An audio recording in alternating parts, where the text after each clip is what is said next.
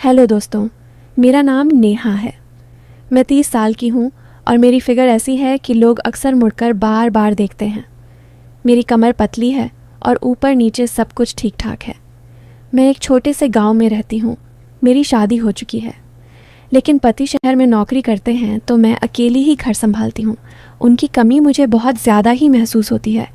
कभी कभी रातें लंबी लगती हैं और सोचती हूँ कि कोई साथ होता तो कितना अच्छा लगता, वो मेरी रातों को हसीन बनाता। खैर, आज मैं तुम्हें अपनी एक कहानी सुनाने वाली हूँ जो मेरी और मेरे भांजे करण की है। करण मेरा बहन का बेटा है। 22 साल का जवान लड़का, लंबा चौड़ा और देखने में काफ़ी स्मार्ट। वो कॉलेज में पढ़ता है, लेकिन छुट्टियों में मेरे पास आ जाता है। शुरू करती हूँ। यह बात पिछले साल की है। जब करण गर्मियों की छुट्टियों में मेरे घर आया, मैंने सोचा अच्छा है, घर में कोई तो रहेगा, वरना अकेलापन खाता है। करण ट्रेन से उतरा और सीधा घर आया। मैं दरवाजे पर खड़ी थी। गर्मी की वजह से पसीने से तर थी और मेरी साड़ी थोड़ी चिपक रही थी बदन से। वो आया, मुझे गले लगाया और बोला, मामी कितने दिनों बाद मिले। उसकी बाहें मेरे चारों तरफ थीं और मैंने महसूस किया कि वो कितना मजबूत हो गया है और बिल्कुल जवान मर्द जैसा भी। मैंने हंसकर कहा, अरे करण, तू तो बड़ा हो गया है, अब तो तेरी मामी को भी संभाल लेगा। वो उदय हंसा, लेकिन उसकी आंखों में कुछ था, जैसे वह मेरी बात समझ पा रहा हो कि मैं क्या कहना चाह रही हूँ। मैंने सोचा, चलो घर में माहौल अच्छा बनेगा। पहले दिन हम दोनों ने साथ में खाना बनाया। मैं रसोई में थी, आटा गूंथ रही थी। गर्मी ज़्यादा थी, इसलिए मुझे गर्मी लग रही थी। कर्ण आया और बोला, मामी मदद करूँ? मैंने कहा, हाँ आजा, सब्जी काट। वो मेरे पास खड़ा हो गया, इतना करीब कि उसकी सांसें मेरी गर्दन पर लग रही थी।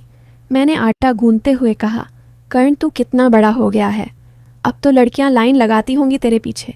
वो हंसकर बोला, मामी लड़कियां तो हैं, लेकिन कोई तेरी जैसी नहीं, तू तो हमेशा से स्पेशल है।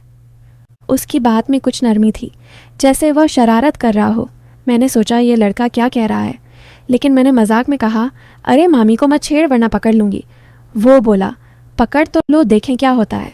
हम दोनों हंसे, लेकिन मेरे मन में एक अजीब सी हलचल हुई। रसोई में वो सब्जी काट रहा था और मैं रोटी बेल रही थी। अचानक मेरी कोहनी उसके कंधों से टकराई और मैंने कहा, सॉरी करण, जगह कम है। वो बोला, कोई बात नहीं मामी, मैं तो तेरे पास ही रहना चाहता हूँ। उसकी आवाज़ में कुछ था जो मुझे सोचने पर मजबूर कर रहा था। खाना खाने के बाद हम छत पर बैठे। शाम हो रही थी, हवा चल रही थी। मैंने कहा, कर्ण तू कॉलेज में क्या क्या करता है? कोई गर्लफ्रेंड है? वो शर्माकर बोला, मामी है, लेकिन वो दूर रहती है। तू बता अंकल कब आते हैं? मैंने आह भरी। वो तो महीने में एक बार घर सोना लगता है, और खासकर रात में। वो मेरे करीब सरक आया और बोला, मैं हूं ना मामी तेरे साथ, जो चाहिए वो बता। उसकी बातों में कुछ अलग लग रहा था। मैंने हंसकर कहा, तू क्या देगा, तू तो अभी बच्चा है। वो बोला, बच्चा नहीं हूँ मामी, देख तू। और उसने अपनी बाजू दिखाई, लेकिन मेरी नज़र कहीं और चली गई। हम दोनों ने रात तक बातें की और सोने गए।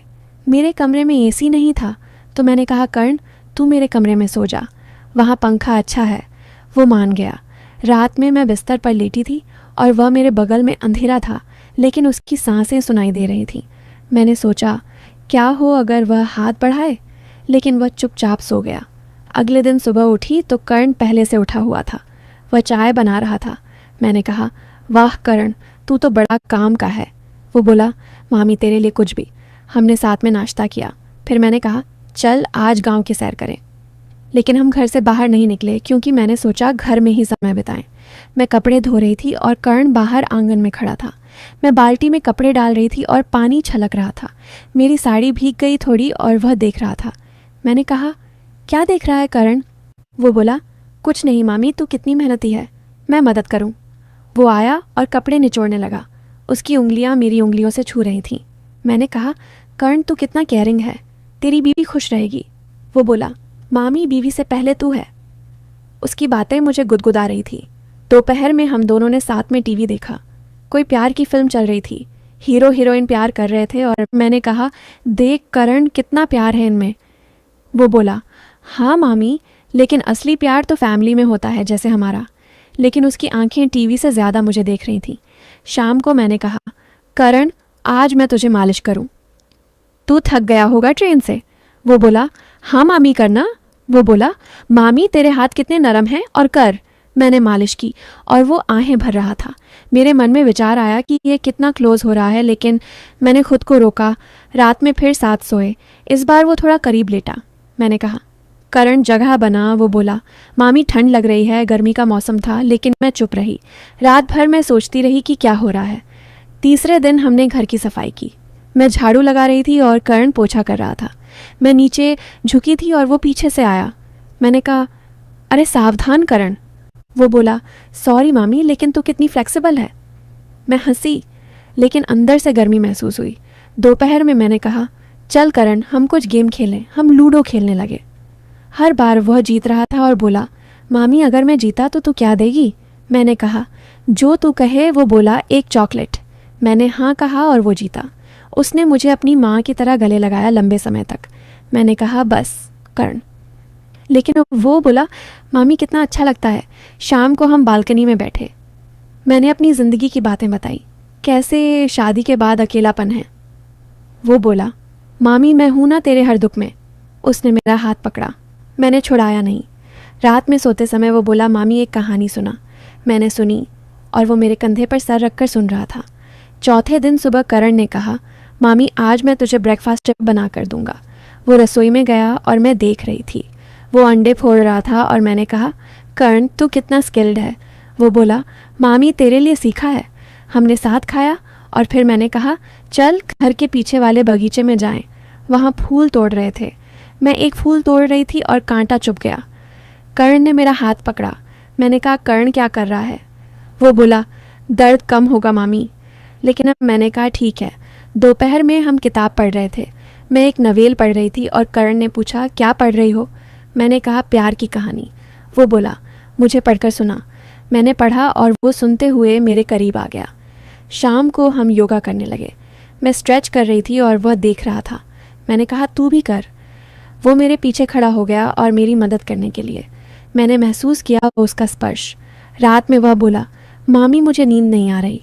मैंने कहा, मेरा सर दबा। वो दबाने लगा और उसके हाथ मेरे बालों में थे। 5वें दिन हमने घर में ही डांस किया। रेडियो पर गाना चला और मैंने कहा, चल करण डांस करें। वो बोला, हाँ मामी।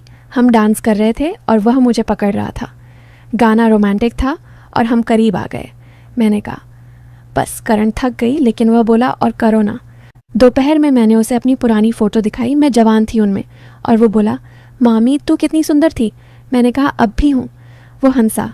शाम को हम चाय पीते हुए बातें कर रहे थे। वो बोला, मामी अगर मैं कहूँ कि मैं तुझे पसंद करता हूँ तो। मैंने कहा, कैसे पसंद।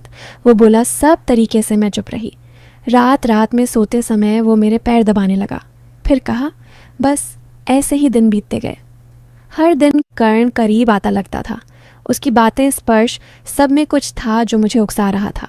मैं सोचती कि क्या हो अगर हम लाइन क्रॉस कर दें, लेकिन मैं मामी हूँ, वो भांजा। फिर भी माहौल गर्म होता जा रहा था। एक दिन हम घर की अलमारी साफ कर रहे थे। मैं ऊपर चढ़ी थी और करण नीचे से पकड़ रहा था। वह देख रहा था। मैंने कहा, नीचे देख करण। वो बोला, मामी तू कितनी सुंदर है। मैं नीचे उतरी और उसने मेरा हाथ पकड़ लिया। हम दोनों एक दूसरे की आंखों में देख रहे थे। लगा जैसे कुछ होने वाला है। लेकिन तभी दरवाजे पर दस्तक हुई।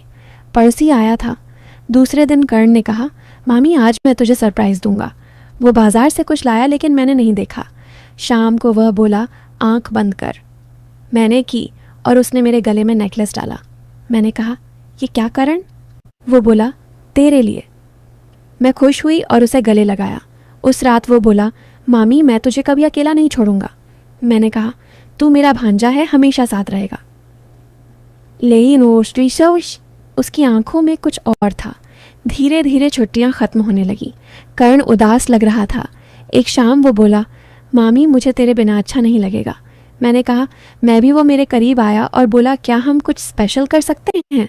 मैंने पूछा, क्या। वो चुप रहा। रात में वो मेरे बगल में लेटा और हाथ मेरे कंधे पर रखा। मैं सिहर गई, लेकिन हटाया नहीं। सोचती रही कि क्या होने वाला है।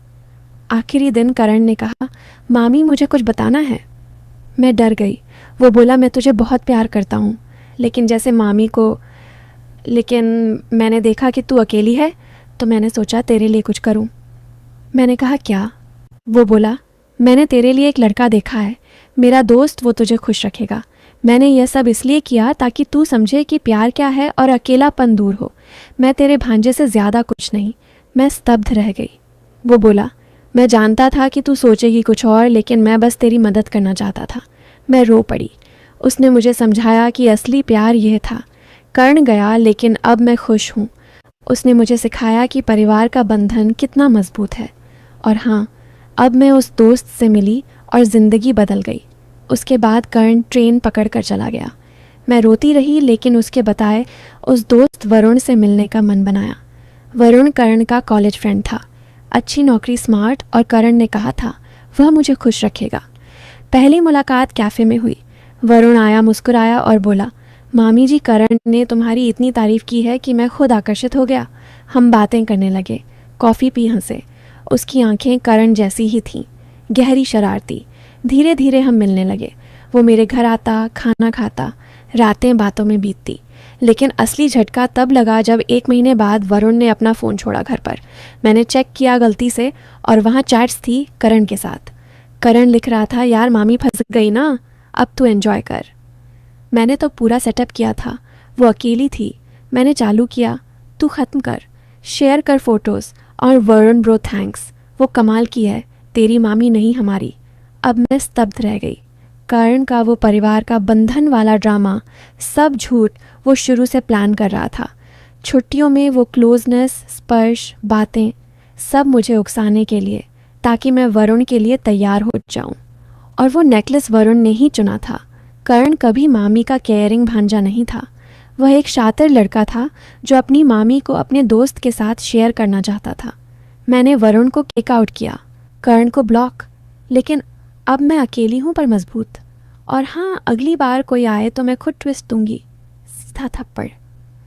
आपको ये अनछुआ एहसास पसंद आया तो इस वीडियो को लाइक करें, अपने दोस्तों के साथ शेयर करें, और ऐसी ही कहानियों के लिए हमारे चैनल को सब्सक्राइब करना न भूलें। मिलते हैं अगली कहानी में।